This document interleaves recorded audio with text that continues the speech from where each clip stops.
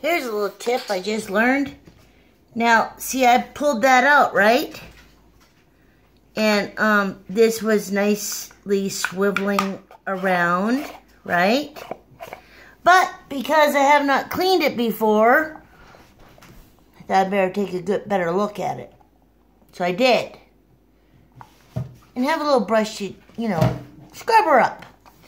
Now this, you want to make sure is clean of debris.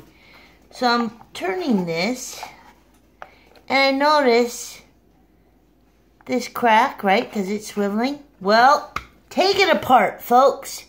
That was full of yucky.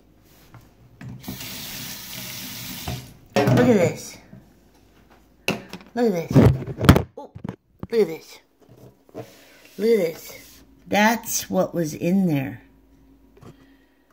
Pretty gross.